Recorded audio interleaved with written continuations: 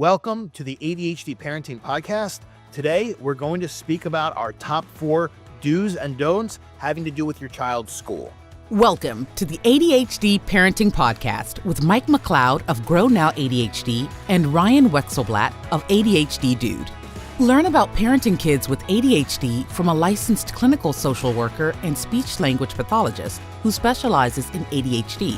No fluffy parenting advice, only practical information that will equip you to help your child with ADHD effectively. So welcome. I think, Mike, we should get started by talking about both of our experiences, working in schools. So I'll start with myself. I am a former school social worker. I spent many years working in schools, primarily special education schools for students with behavior challenges. The majority of students at the school were diagnosed with ADHD or with autism. I also worked at a college preparatory school for students with learning differences. Again, many of the students were diagnosed with ADHD and many were diagnosed with autism as well. So that was much of my career was actually working in schools. That was my primary job. Yeah, and I've been lucky enough to work directly in schools with students since 2007. So I've worked in schools up in New York, where I'm from. When I lived in Australia, I was lucky enough to work in a school there, and as well as here in the Pennsylvania region. So I've worked directly with students as a speech and language pathologist, of course, but also as an on-site executive functioning specialist, working directly with students one-on-one, as well as teachers, collaborating with them and coaching them up. So I've been lucky enough to work at college prep schools, private schools, public schools, charter schools, some really unique, more outdoor-based, project-based learning schools, Montessori schools. So it's been so great seeing the different cultures and values and curriculums. And at the end of the day, it's really all about the school staff and the school leadership and things like that. So every school is unique. Every teacher is unique. And at the end of the day, that's what makes them great. Mike, you're making me feel really old when I think that my first job out of grad school was in 1998 working at a school. So, No, there you go. Yeah. Mike, I think you should also mention that Grow Now still works in schools with students. So why don't you tell everybody a little bit about that? Yeah, absolutely. So one thing that Grow Now does is we do a school partnership program where we work directly with the school and we provide on-site executive functioning coaching, parent coaching, and teacher training directly on site. So there's several schools in the Pennsylvania region and other regions where we have an on-site Grow Now executive functioning specialist there on campus throughout the week working with students. And it's a private service that parents can choose. It doesn't cost the school anything. And we're there on campus being able to provide that unique support. So it really brings a lot of value to the school and also a lot of value to the child's school day. So there's definitely something to be said to receive those kinds of services right there on site in the natural environment of the school instead of like a therapist's office or virtually when they're at home or things like that. So being able to do it in the school day, it's part of the child's weekly schedule. It's been a very large success so far, and it's great seeing that program expand. So we're going to start off with our top 4 don'ts. So the first one is do not be defensive or confrontational with teachers. One of the things I always say is that teachers are people who are working within a system. They are not making much money for the amount of effort and work and particularly care they have to put into their jobs. And I think it's really important that teachers are treated with the utmost respect. And, Mike, one of the things is that early on, I was in a local special needs parenting Facebook group, in the area where we lived. And one of the things that I saw very quickly was how much teacher bashing would go on in there. And even people would, mention teachers by their names. And I would speak up and I would say, this person has a family. They have, a husband or they have relatives. And, why don't you think about the fact that maybe, that's not being respectful of them to, be bashing them in this public forum, because you have an issue with them about, something pertaining to your child. It's not appropriate to do that. But the bottom line is, this is somebody who is working with your child. And what I will tell you is, I have found in my experience, most teachers are, extremely professional. And even if they have a contentious relationship with parents, they will still be very professional with the student, And I can say for myself, and I will tell from my own experience with this, if a parent was confrontational with me, To be perfectly honest, I would always keep that student at a bit of a distance. I'm not saying I wouldn't be professional or I wouldn't care about them, but I'm going to keep them at a distance because I don't want that, that type of contentious relationship with the parent. So it is really important that even if you have a disagreement with a parent, that you're not defensive or confrontational with them.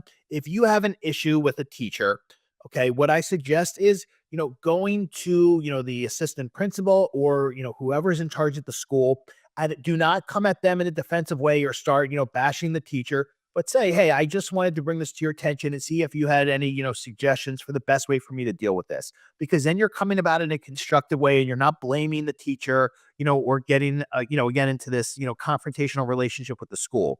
And the last thing I want to mention is this for parents to know that, if you are in public school, all right, and you develop a contentious relationship with the school, or you are known to be a parent who is going to be confrontational a lot or combative, you get flagged by the school. All right. They're not going to, let you know this, but you become known as one of those parents. And I can tell you, plenty of teachers have told me beginning of the year, sitting in, their team meetings when we say like, okay, these are the parents we have to be aware of. Again, you don't want the teachers to keep your child at a distance because you are known to be somebody who is difficult for them to work with. Yeah, and that information that we all know is true, but so few want to really talk about is, look, we know these teachers, anybody who chooses to get into the teaching profession and make it their career, we know they're never going to be rich. They're never going to, be super financially stable and things like that. Go ahead and look at, there's a great Instagram account I follow. I'm not sure of the name. We can try to find it and put it in the show notes, but she basically talks about teacher salaries in various states and various districts. And the amount of teachers out there that are doing Uber after school, Uber Eats, DoorDash, just trying to make ends meet, living paycheck to paycheck. Benefits are falling. Many of them are doing ESY summers now, and pensions are becoming a thing of the past.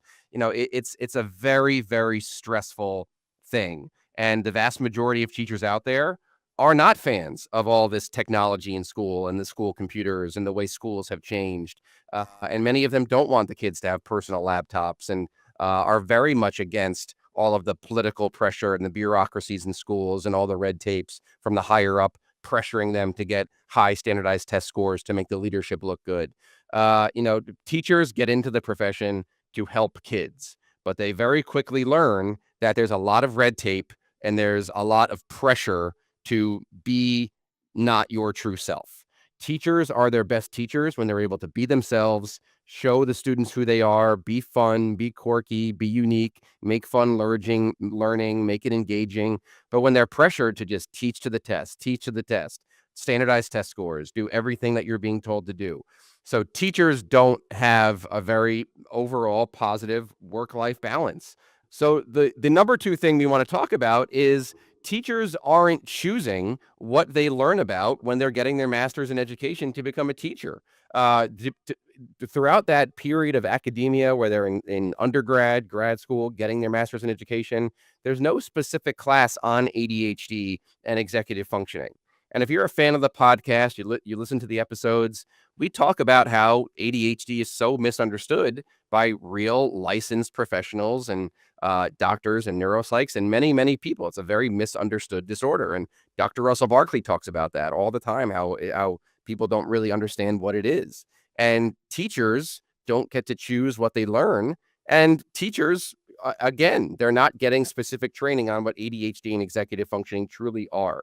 So if we come at these teachers in a combative style of, you need to understand my child, you need to understand, we need to work together with them. You learn from the teacher, they learn from you about your child. When you work together as a 50-50 reciprocal team, not only are you setting your child up for success, but you're also modeling to your child how to work together with someone, especially when you have a different in interests. I also want to mention, because people have trouble believing this, but special education teachers really get barely any training on ADHD whatsoever. And I want people to understand this because I think that often parents will say, my child's teacher doesn't know anything about ADHD. And this is not their fault because, as Mike is saying, they don't get this training.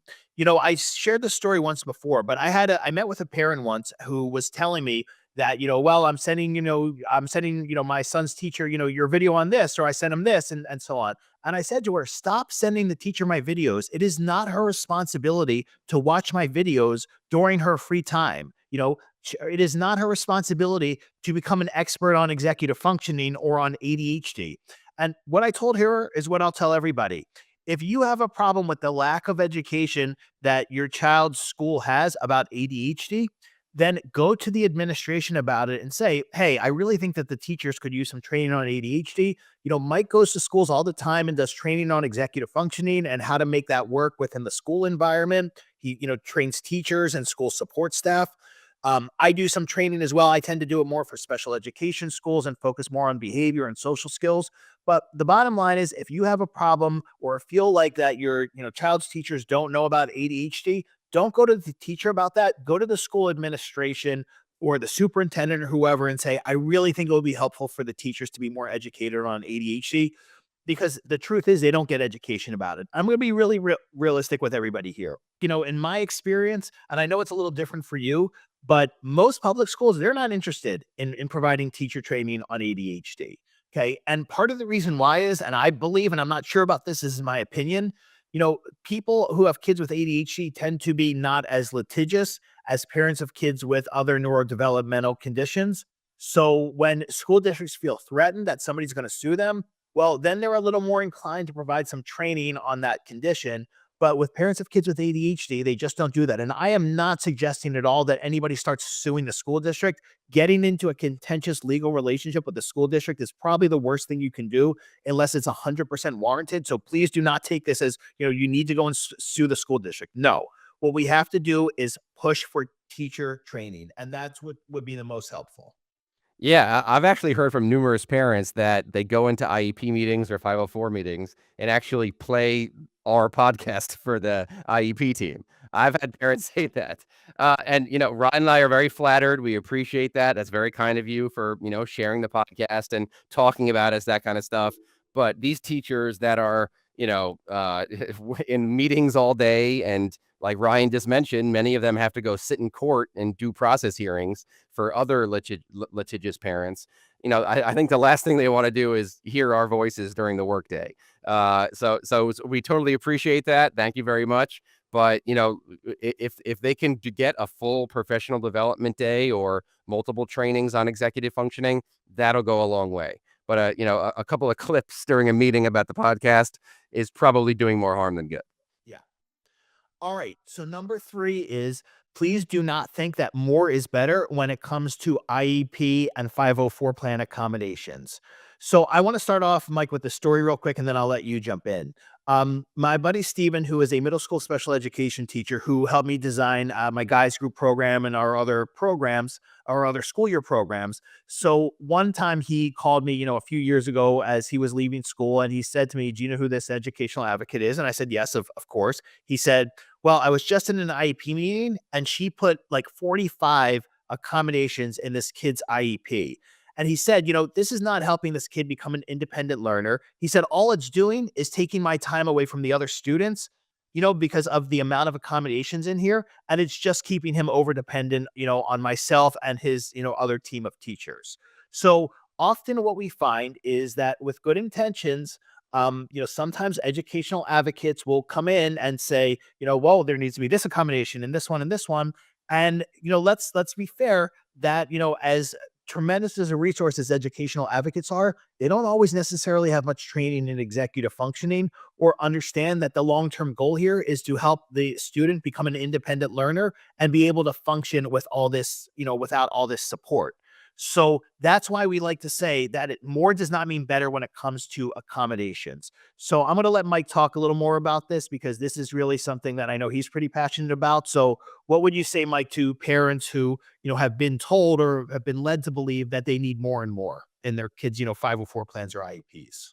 Yeah, so the trend that we have been seeing over the past 5-10 years, we've seen 504 plans go from 5 pages to 50 pages, and IEPs go from 10 pages to 100 pages.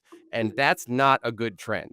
So parents are being taught on on parent Facebook groups to go into IEP meetings, go into 504 meetings, roll your sleeves up and fight for as many different things as possible. Get as many services as possible. And then if you have a 504 plan, make sure you get every accommodation in the book. Don't let them say no to these accommodations.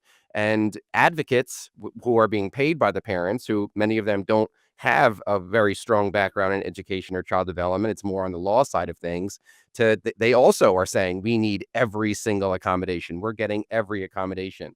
The biggest thing that you have to realize is what is truly realistic here. Are we over accommodating the child to the point where they're not developing their independent skills? We have to look at the raw data here. Look at first semester college dropouts in America.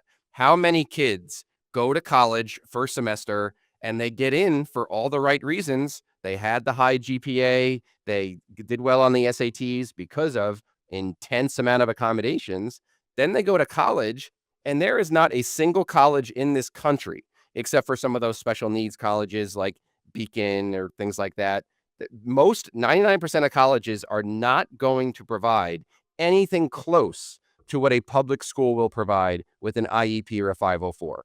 So you have to self-advocate for accommodations, and many of the professors will say, "No, I'm not doing that. I'm not giving you my notes before lectures, the teacher's version of notes. I'm not letting you turn things in late with no points off because you have a medical diagnosis of ADHD.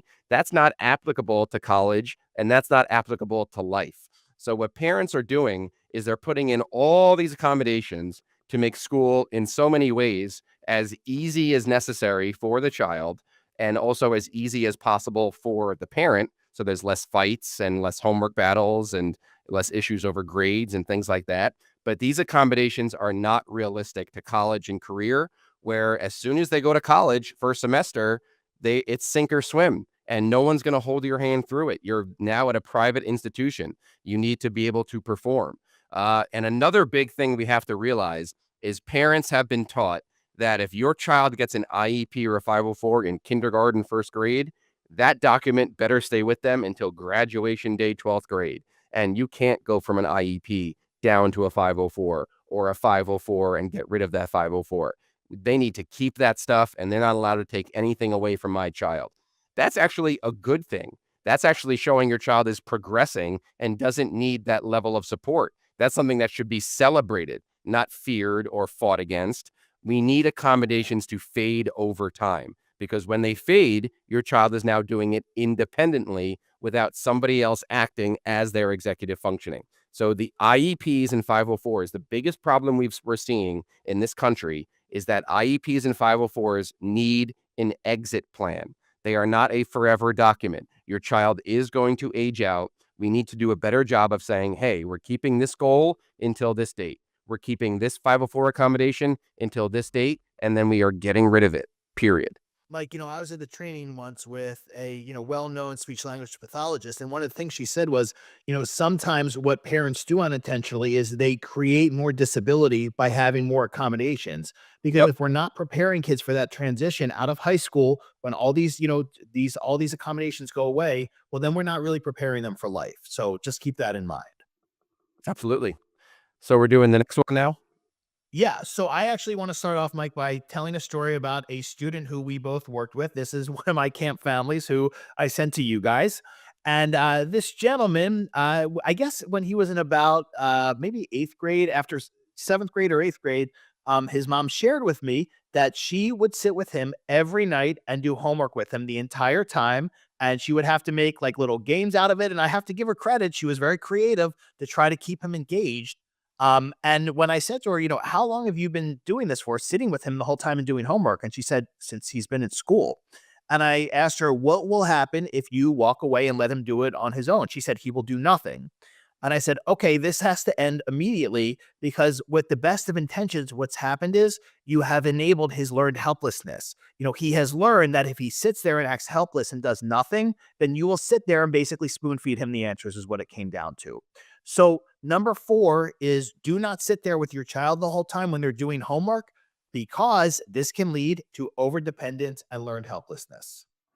Yeah, I talk about this all the time. And one of the things that Ryan and I continually try to educate parents on when it comes to the ADHD brain is how negative attention stimulating there are. So, you want to better understand your child's ADHD brain. There's two things that give them a massive dopamine rush. Number one, of course, screens. Number two, negative attention from parents. So now here you are, mom or dad, unconditional relationship.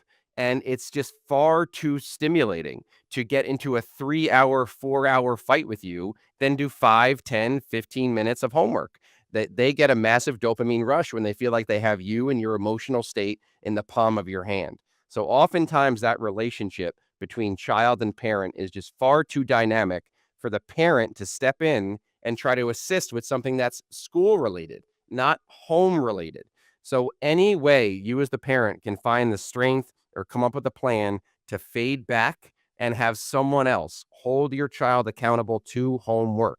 I understand we're used to this structure of homework being done at home, but if you can set it up where homework's being done somewhere else where you are not, you're going to see a lot of success. So, I've worked with tons of families that drop their kids off at the local public library and rent one of the private rooms. And okay, I'll come and pick you up when you send me a screenshot that everything is done and everything is handed in, or they get it in the 504 or the IEP. This is an appropriate one where homework gets done after school or during a study hall period or before school, whatever it may be, where they're able to stay after and get it done after school hours.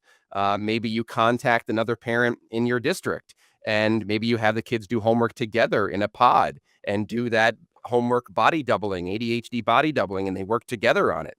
That'll really, build success where there's a peer influence. But, we have to remember when it comes to the ADHD brain, it's just far too stimulating for them to poke and prod and go into that argument vortex, right? So they're much rather would fight with you and yell at you for hours than to do any sort of non-preferred homework. So in any way, shape, or form, you can find a way to no longer be involved with your child's homework. Stop micromanaging their academic performance. Every single day, I talk to parents where in those 1 hour, 2 hours before they know their kid's going to walk in that door from school, they're coming home, and parents know, oh boy, it's homework time. And the parents get so anxious and so nervous, like, up, here comes another 3 hour fight over homework again. Ryan says it best. Homework is not worth toxifying your relationship with your child. Period. There's first of all, there's very little evidence of the benefits of homework. Homework is not a reflection of your parenting, and homework really doesn't help with grades and information retention, especially for elementary and middle school. So it's not worth the fight. Find other ways to get it done where you are not involved. And Mike, one last thing I want to mention here, because I'm sure we'll get comments here about parents saying, well, they won't do anything if I don't sit there, or they start saying, I'm an idiot or I'm stupid. And what I always teach people is that often learn helplessness when that's not working for them, then they go into emotional manipulation. So saying things to trigger your emotions to get you to rescue them from the non-preferred task, you know. And what I want everybody to understand is this: the way kids develop self-confidence is not through you telling them how great they are, or giving them positive affirmations. The way self-confidence develops also is not through sitting in a therapist's office. It's through recognizing your abilities in yourself.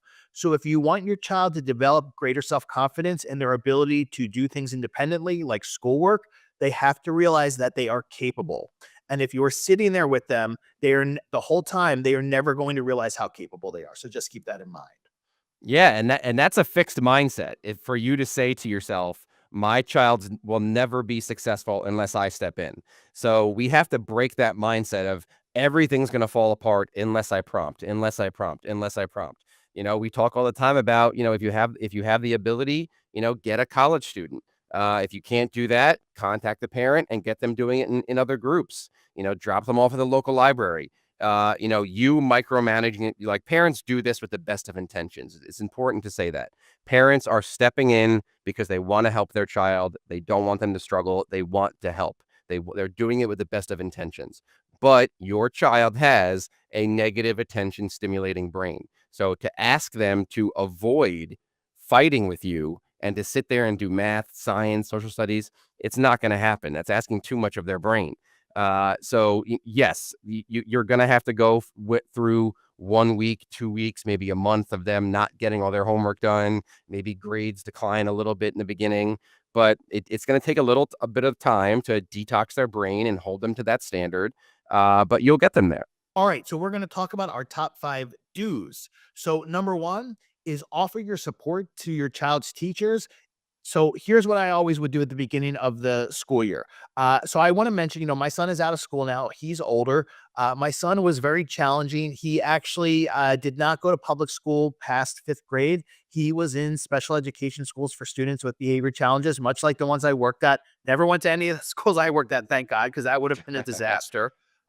But one of the things I always did, because I know how difficult my son is that I would send a very supportive email either before school or like within the first few days of school, introducing myself and say, by the way, I'm a school clinician. Whatever I can do to support you, I'm happy to do. Here's some information about my son and what you can expect. Because I wanted them to know, this is what he responds best to. So, for instance, my son, it didn't matter if the teacher was male or female. My son did not respond well to teachers who were a little more meek or a little more quiet. He responded better to teachers with a, more authoritative presence. And I wanted them to know you have permission to be authoritative with him.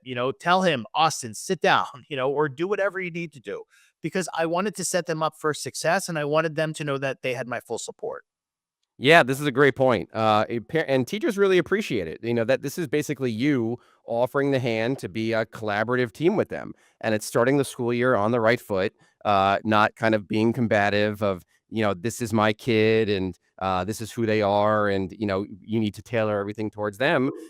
When you give teachers permission to just be themselves and make sure that they create their own rules for the classroom, they're able to interact with each unique student, including your own, based on their own values and their own principles, that really helps. If your child has a 504, share the 504 directly with the teacher, go through the 504 plan, talk about the different accommodations, what works, what doesn't, what's helpful, what isn't, and how to sort of fade back to build those skills. Because remember, just like we just said, we don't want those accommodations to last the entire school year. We want them to fade back and for your child to be successful and independent. The teacher wants your child to enjoy school, love school, be happy there, and feel safe there just as badly as you do. So when you work together with the teacher, offer a helping hand, work together, that's what's going to lay the foundations for that success. That's great advice. All right, Mike, do you want to do our next do? Sure, absolutely. So the next one is to teach your child self-advocacy skills. If they get stuck with homework, let them speak to the teacher. Don't do it for them. So this is a really important thing that that a lot of people don't realize is self-advocacy is executive functioning. So first you have to have self-awareness that you need help, and then you have to be self-regulated and self-motivated to actually do something about it and ask for that help. And when you teach a child self-advocacy skills, you're empowering them for life. You're teaching them to stand up for themselves and to ask for help and to, really advocate for their best needs. So this is true independence when you're self-advocating. So if you teach a child to self-advocate, they're going to be able to use that in college, in career, in relationships, in friendships, to really express how to best help themselves. So if you micromanage your child's academic performance and their homework and you're emailing the teachers more than your child is, that's a problem. Step back. Let's teach the child to do that. You really shouldn't be emailing the teachers on a daily basis or a weekly basis. Your mom, you're not the educational secretary. Your dad, you're not, the homework secretary. It's very important that we fade back when, just like we talked about with Lenore Skenazy, when adults step back, kids step up. And Mike, I think it's important that we mention something we've both seen many times is that we've both seen, students who are in their freshman year of college and their parents have always advocated for them. They've never developed self-advocacy skills. And then they go away to college and things start falling apart and they have no ability to advocate for themselves or to ask for what they need. And, parents, I mean, when you were a student in college, professors will not talk to your parents. Maybe somebody from disability services will if you gave them permission, but professors are not going to call you back if you're a parent. You cannot get involved. So this self-advocacy piece is so important to start developing from a young age, because this is part of what's going to help facilitate their success, after high school, whether they go to college or not.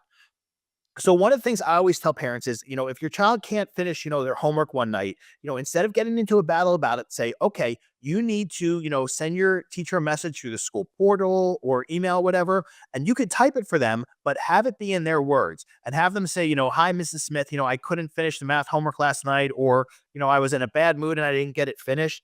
And I said, what I tell people is just by doing that act, you are teaching self-advocacy skills. And it's not about, your child, telling the teacher that like, oh, I would, didn't want to finish. It's about teaching them that they're taking ownership of their success and they're being proactive.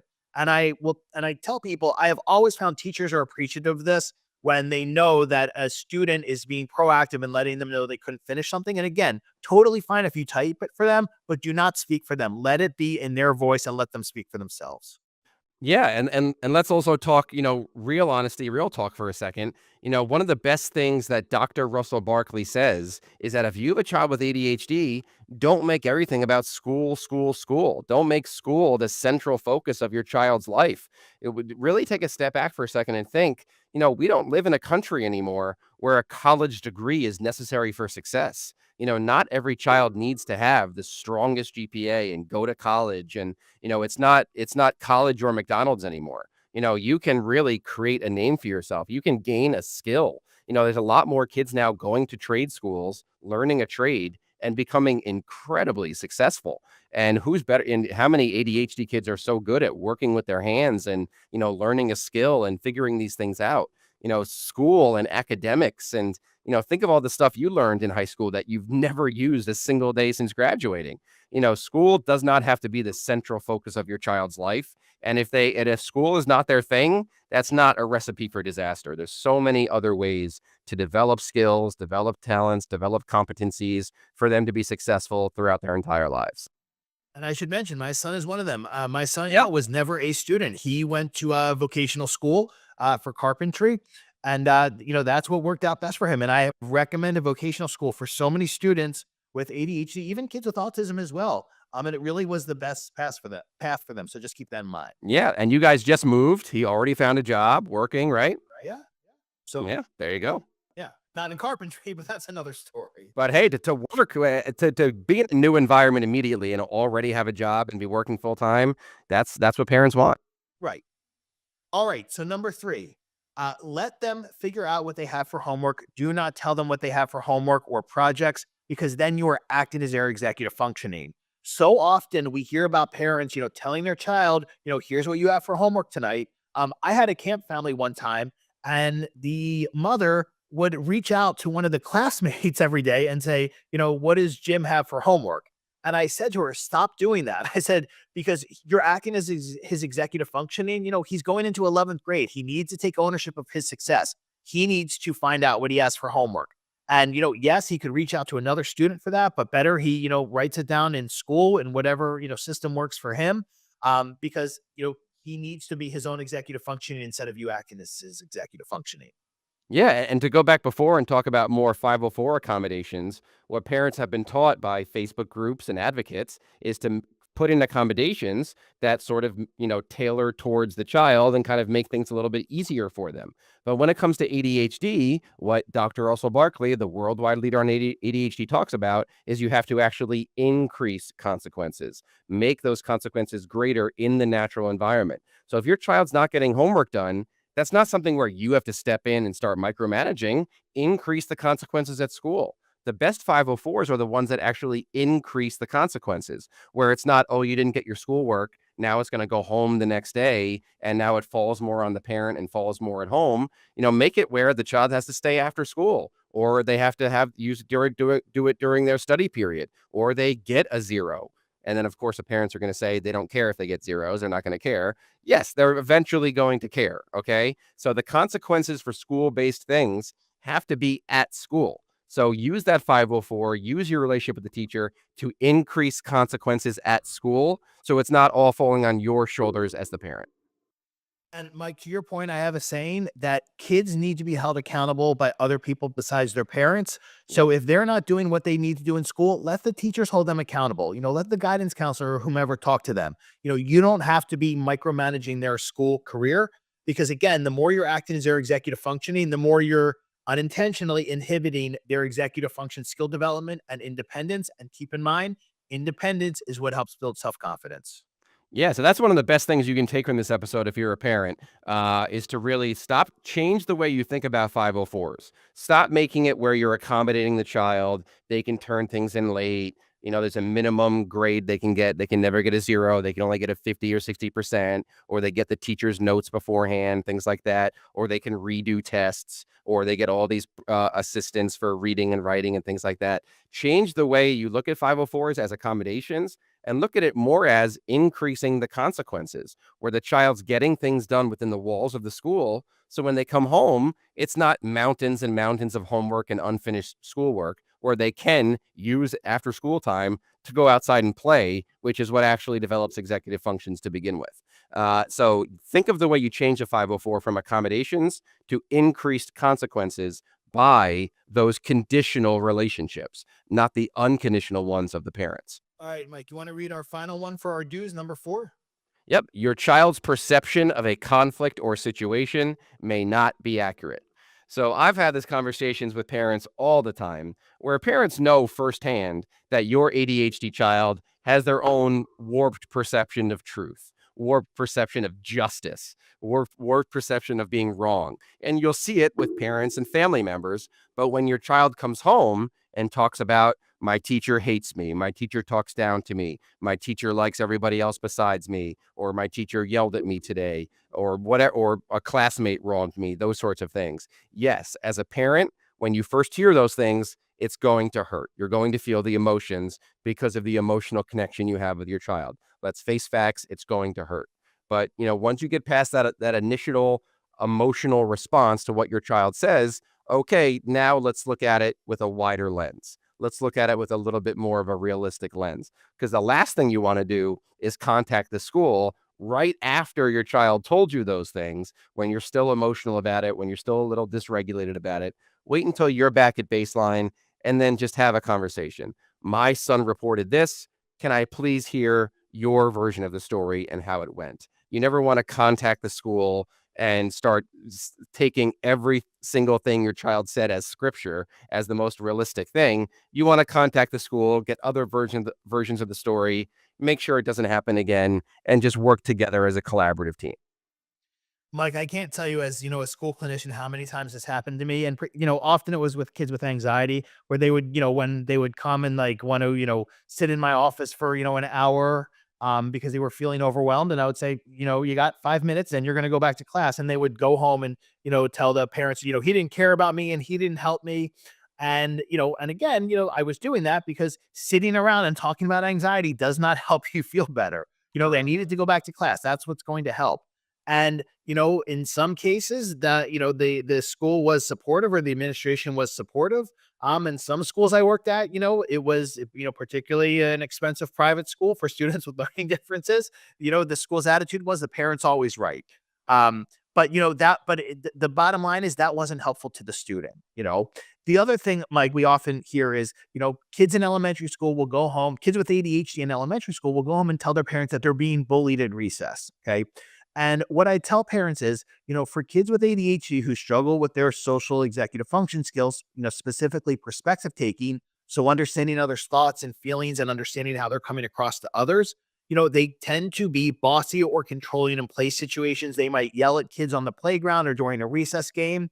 And then when the other kids, say, I don't want to play with you, or they walk away, or they have a negative reaction to being yelled at or bossed around, often the child with ADHD will go home and report that they're being bullied. Why do they say that? Because the other kids aren't doing what they want. That is difficulty with perspective taking. So what I tell parents is, if your child reports to you that they're being bullied at school, ask for feedback from the school counselor. Ask them if they would mind going out during recess and observing. Because again, if your child's perception of things might not be accurate, and of course, when you hear that your child's being bullied, it's normal to have an emotional reaction to that.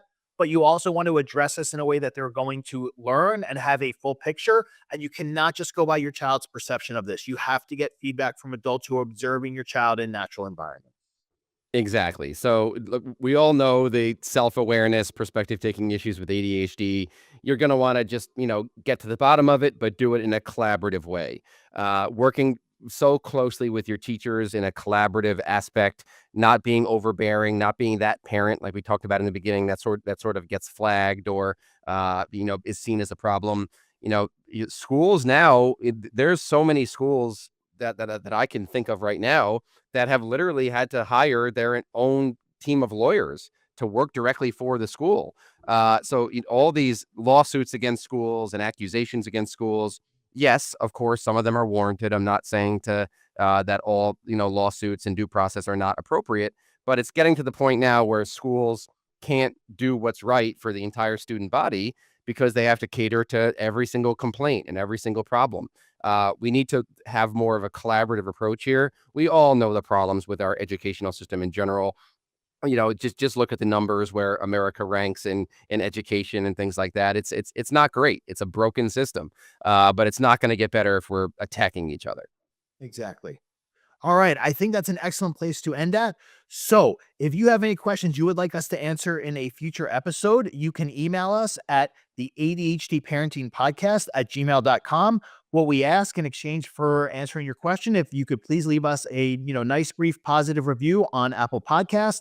Just send us a screenshot of their review along with your question.